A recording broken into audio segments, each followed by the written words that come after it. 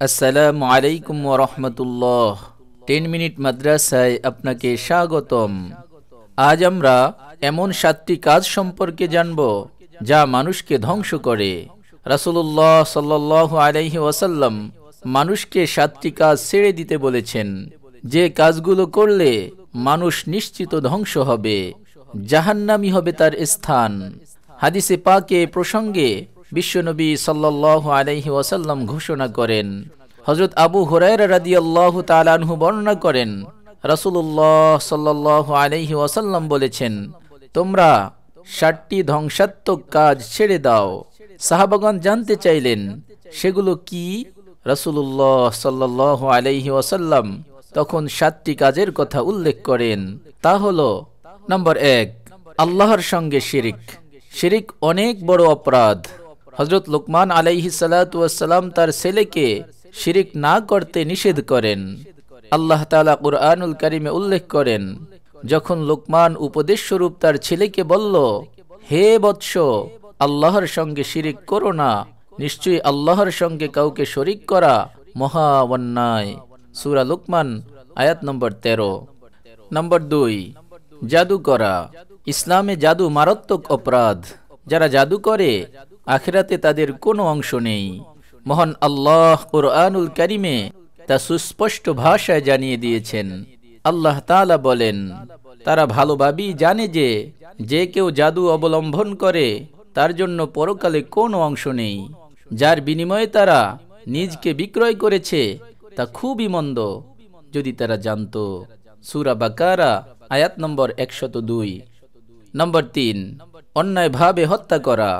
হত্যা ইসলামে জঘন্য অপরাধ, আর মানুষ হত্যা মানবতা হত্যার শামিল। গুম, খুন, হত্যা এত মারাত্মক অপরাধ যে হত্যাকারীর উপর থেকে আল্লাহ তাআলার রহমতের ছায়া সরে যায়, যাতে মানুষ মানবতা হত্যার মতো মহা অন্যায় কাজ থেকে বিরত থাকে। সেজন্য কিসাসের বিধান দেয়া হয়েছে। আল্লাহ তাআলা বলেন, স্বাধীন ব্যক্তি হত্যার বদলায় স্বাধীন ব্যক্তিকে হত্যা করো, দাসের বদলায় দাস, নারীর বদলায় নারীকে হত্যা করো। সূরা বাকারা আয়াত নম্বর 178। হাদিসে এসেছে, কিয়ামতের দিন মানুষের মাঝে সর্বপ্রথমে যে বিষয়ে ফয়সালা হবে তা হলো রক্তপাত বা হত্যা। সহিহ বুখারী ও মুসলিম। নম্বর 4, সুদ খাওয়া। সুদের আদান প্রদান ইসলামে মারাত্মক অপরাধ। সুদের সঙ্গে জড়িত থাকার অপরাধে মানুষ জাহান্নামী হবে। সুদের কার্যক্রম পরিহার না করাকে ইসলামের সঙ্গে যুদ্ধ করার শামিল বলে ঘোষণা করেছেন স্বয়ং আল্লাহ তাআলা। কোরআনে এসেছে, যারা সুদ খায় তারা কিয়ামতে দাঁড়াবে, যেভাবে দাঁড়াবে ওই ব্যক্তি যাকে শয়তান আসর করে মোহাবিষ্ট করে দেয়। তাদের এই অবস্থার কারণ এই যে তারা বলেছে, ক্রয় বিক্রয় তো সুদের মতোই, অথচ আল্লাহ তাআলা ক্রয় বিক্রয় বৈধ করেছেন আর সুদ হারাম করেছেন। অতঃপর যার কাছে তার পালনকর্তার পক্ষ থেকে উপদেশ এসেছে এবং সে সুদ থেকে বিরত হয়েছে, আগে যা হয়ে গেছে তার ব্যাপার আল্লাহর উপর নির্ভরশীল। আর যারা পুনরায় সুদ নেয় তারাই দোজখে যাবে, তারা সেখানে চিরকাল অবস্থান করবে। সূরা বাকারা আয়াত নম্বর 275। নম্বর 5, ইয়াতীমের সম্পদ দখল করা।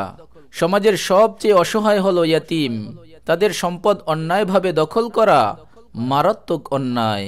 এই কারণেই আল্লাহ তাআলা ইয়াতীমদের প্রতি উত্তম আচরণ ও তাদের সম্পদ হেফাজত করার কথা বলেছেন। এর ব্যতিক্রম হলে ভোগ করতে হবে কঠিন পরিণতি। আল্লাহ তাআলা বলেন, যারা ইয়াতীমের অর্থ সম্পদ অন্যায়ভাবে দখল করে খায় তারা নিজেদের পেটে আগুনই ভর্তি করেছে এবং অতি দ্রুত তারা জাহান্নামে প্রবেশ করবে। সূরা নিসা আয়াত নম্বর 10। নম্বর 6, যুদ্ধের ক্ষেত্র থেকে পালিয়ে যাওয়া। ইসলামে যুদ্ধক্ষেত্র থেকে পালিয়ে যাওয়া বিশ্বাসঘাতকতামূলক কাজ। ইসলামে বিশ্বাসঘাতকতা হারাম বা কবিরা গুনাহ।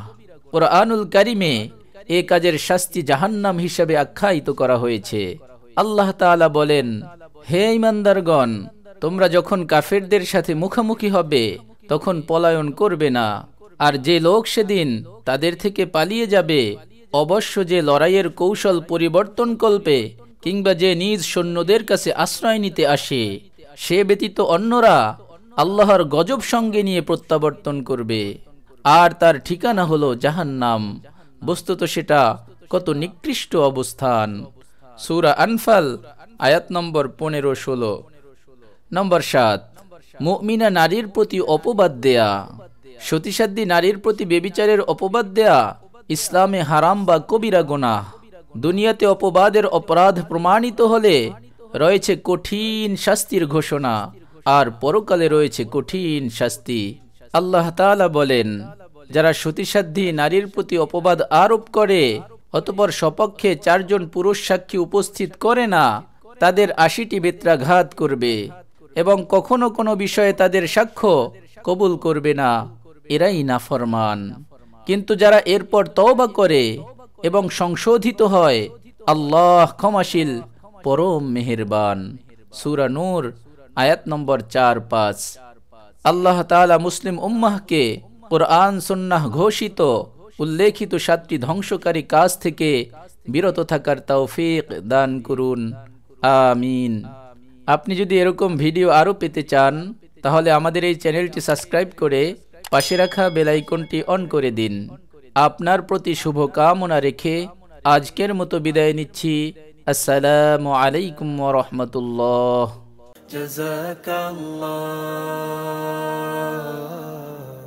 জাযাকাল্লাহ।